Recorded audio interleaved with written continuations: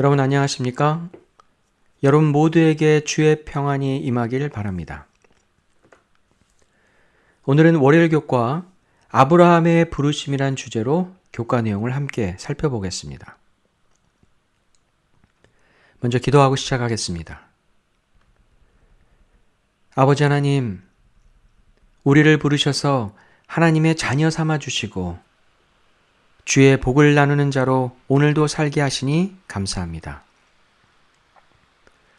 우리에게 매 순간 필요한 믿음을 주시고 주님이 주신 복과 은혜를 나누는 자로 살게 하여 주시옵소서. 실패와 실수가 있다 하더라도 믿음으로 힘을 얻어 주의 말씀과 약속을 붙들고 순종하며 살아가는 우리가 되게 하여 주시옵소서.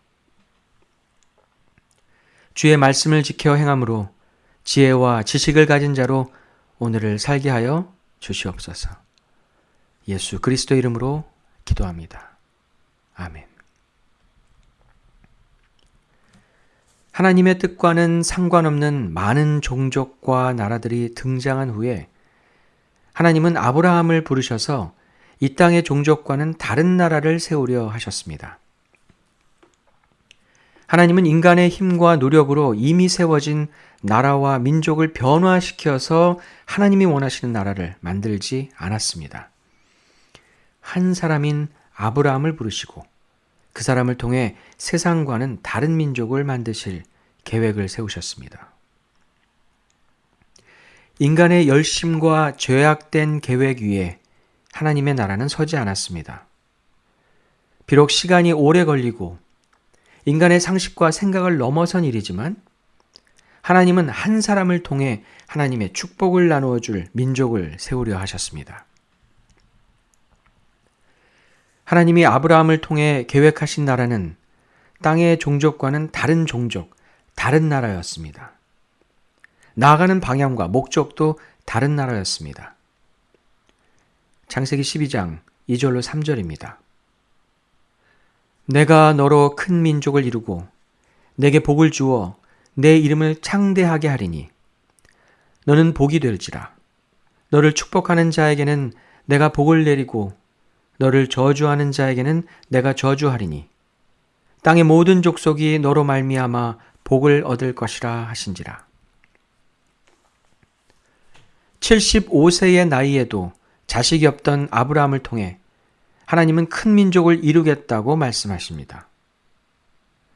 인간적인 시각으로 볼 때 이해할 수 없는 민족의 시작이었습니다. 어쩌면 아브라함은 혹시나 하는 마음에 조카 롯을 데리고 하란 땅을 떠난 것이 아닌가 하는 생각마저 듭니다.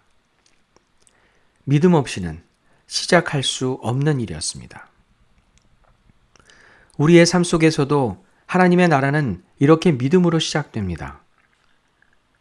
인간의 이성과 경험을 넘어 하나님의 역사가 이루어지는 현장은 항상 믿음으로 시작되었습니다. 하나님의 계획과 뜻이 믿는 자의 믿음을 만나게 될 때 그곳에는 하나님의 나라가 서게 됩니다. 우리 가정에, 우리 교회에, 그리고 우리가 속한 공동체에 하나님의 나라가 이루어지고 있는지 생각해 봅니다.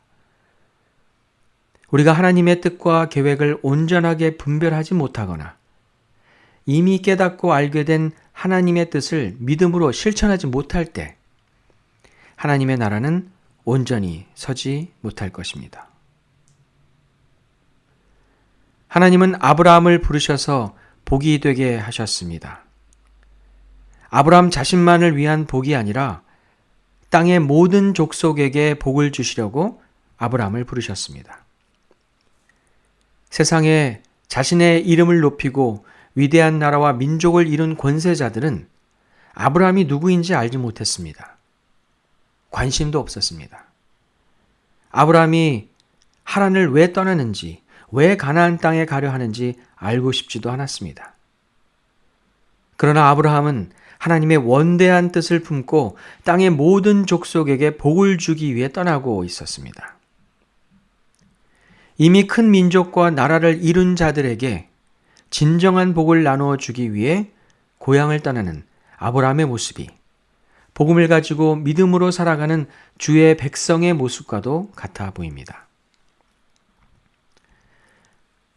하나님 없이 얻은 권력과 힘으로 사는 사람들은 자신들이 있기 때문에 세상 사람들이 편안함과 복을 누리고 산다고 생각할지 모르지만 진정한 복은 일상의 삶 속에서 하나님의 뜻을 품고 믿음으로 하나님의 나라를 세우며 살아가는 우리들을 통해 세상에 전달됩니다.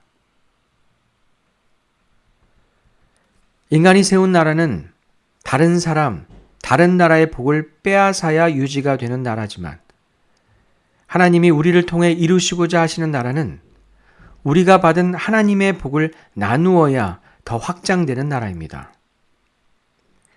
하나님의 뜻을 따라 믿음을 가지고 하나님이 주신 축복을 나누는 자들이 되시기를 바랍니다.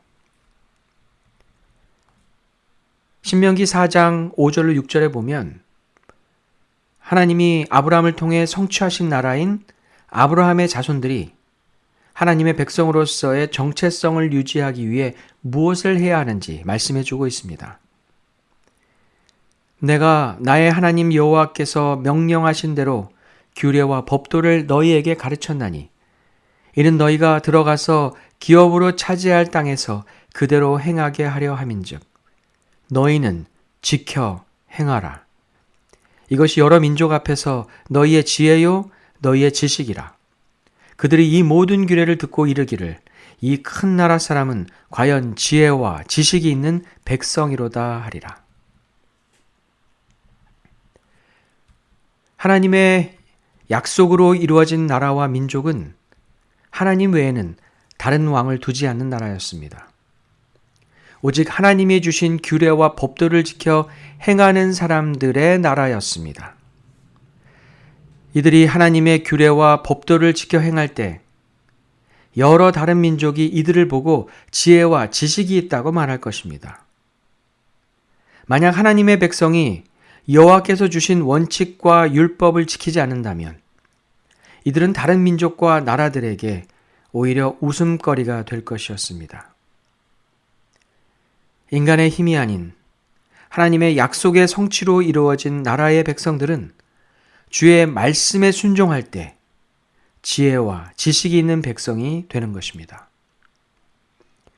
우리의 신앙 여정에서도 하나님을 믿고 산다고 말만 한다고 해서 하나님의 백성으로 사는 것은 아닙니다. 믿음으로 진정한 하나님 나라의 백성이 되었다면 그 믿음 때문에 더욱 주의 말씀에 순종하는 자가 되어야 할 것입니다. 오늘날 하나님을 믿는다고 주장하는 많은 사람들이 세상에 빛이 되지 못하고 어리석은 자로 평가받는 것은 그들이 하나님의 말씀에 순종하지 않고 세상 나라의 영광과 기쁨 주위에서 기웃거리기 때문입니다. 아브라함을 부르셨듯 우리를 세상에서 부르셔서 하나님 나라의 백성으로 삼아주신 것을 생각해 봅니다. 그러기에 우리는 하나님의 규례와 법도를 떠날 수 없는 사람들입니다. 그동안 우리는 어리석게도 너무 많은 실수와 실패를 반복해 왔는지도 모릅니다.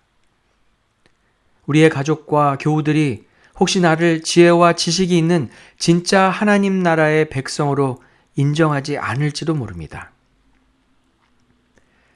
하지만 이 아침 우리는 다시 하나님을 바라봅니다. 인간의 왕은 우리를 내칠지 모르지만 날 위해 죽으신 만왕의 왕은 오늘 우리에게 순종의 결심이 있기를 기대하십니다. 이제 하나님께 우리의 어리석음을 내려놓고 하나님의 말씀에 더욱 순종하는 자로 살기로 결심하는 우리가 되기를 바랍니다. 세상의 많은 사람들이 실패와 실수를 회복할 수 없어 좌절하며 살아갑니다. 하지만 하나님 나라의 백성은 믿음으로 다시 힘을 얻고 말씀을 붙들고 다시 일어날 수 있습니다. 오늘 하루 하나님의 말씀을 지켜 행하는 자로 지혜와 지식이 있는 하나님 백성의 모습으로 당당하게 살아가는 우리의 모습을 한번 상상해 보면 어떨까요?